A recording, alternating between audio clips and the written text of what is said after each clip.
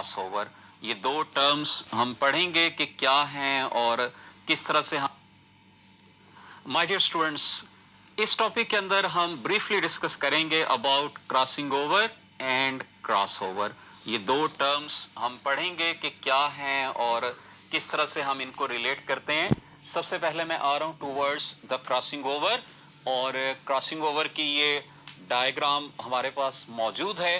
There are to homologue, और homologue अपने different parts को एक्सचेंज कर रहे हैं।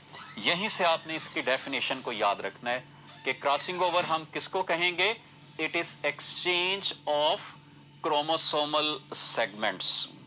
और ये क्रोमोसोमल सेगमेंट्स का एक्सचेंज किसके दरमियान होगा?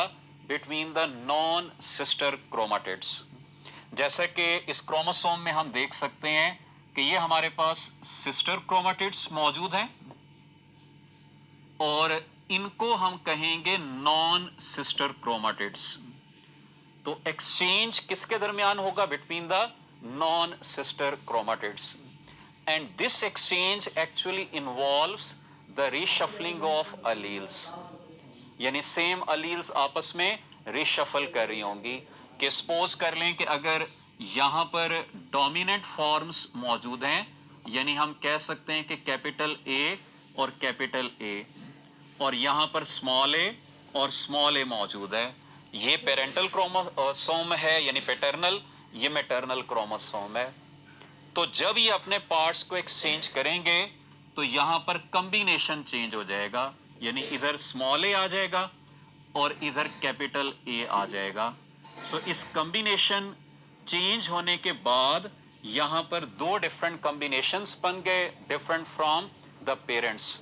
और इसीलिए याद रखिएगा कि जो क्रॉसिंग ओवर है it is associated with the gene reshuffling और it is associated with the genetic recombination. यहां पर जेनेटिक रिकॉम्बिनेशन होगा, जीन रिशफलिंग होगी, जिसकी वजह से वेरिएशंस डेवलप होंगी। And you know variations provide raw material for evolution. Crossing over को आप लोगों ने पढ़ा था कि it occurs during the process of meiosis. Meiosis में प्रोफेज 1 के दौरान और प्रोफेज 1 के अंदर भी it occurs during the pachytene stage. तो ये इंपॉर्टेंट है इसके रेफरेंस में कि क्रॉसिंग ओवर कहां होगी, इसकी सिग्निफिकेंस आपको मैंने बता दी। अब हम चल रहे हैं towards the cross over. Cross over किसको कहते हैं? Don't mix it with the crossing over.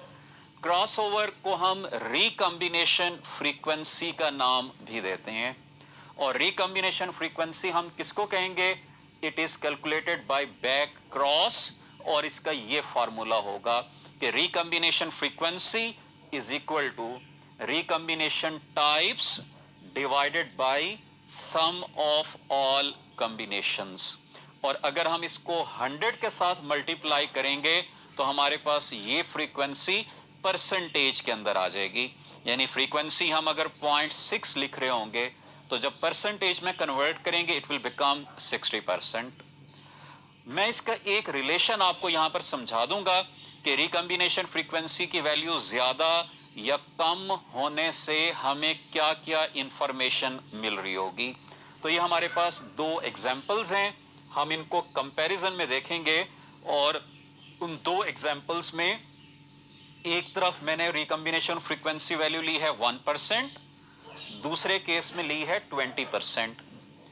Recombination frequency हमें जीन्स के दरमियान जो एक्सचेंज हो रही है या जहां पे रिशफलिंग हो रही है, हमें उनके दरमियान डिस्टेंस के बारे में भी बताती है। यानी 1% रिकॉम्बिनेशन फ्रीक्वेंसी का मतलब है there is 1 map unit distance between the genes. और ये मैप यूनिट डिस्टेंस हम बनाते हैं क्रोमोसोम के ऊपर जीन मैप के अंदर।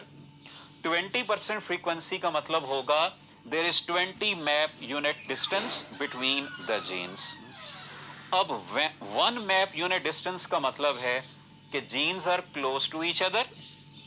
20 का मतलब है कि इसके मुकाबले में ये जीन्स एक दूसरे से दूर हैं as compare to 1 map unit distance. अब जितना जीन्स एक दूसरे के क्लोज होंगी उनके दरमियान जीन लिंकेज उतना स्ट्रांग होगा। और जीन लिंकेज स्ट्रांग होने का मतलब है there will be less chances for crossing over.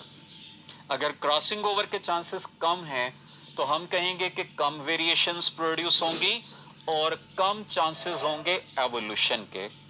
इसके अपोजिट अगर रिकॉम्बिनेशन फ्रीक्वेंसी ज्यादा है, डिस्टेंस ज्यादा है, तो इसका मतलब यह है कि जीन लिंकेज वीक होगा। There will be more chances of crossing over, there will be more variations and there will be more chances of the evolution। तो ये आपने बेटा रिलेशन याद रखना है कि रिकॉम्बिनेशन फ्रीक्वेंसी को हम डिस्टेंस के साथ, जीन लिंकेज के साथ, क्रॉसिंग ओवर के साथ, वेरिएशंस के साथ और एवोल्यूशन के साथ किस तरह से रिलेट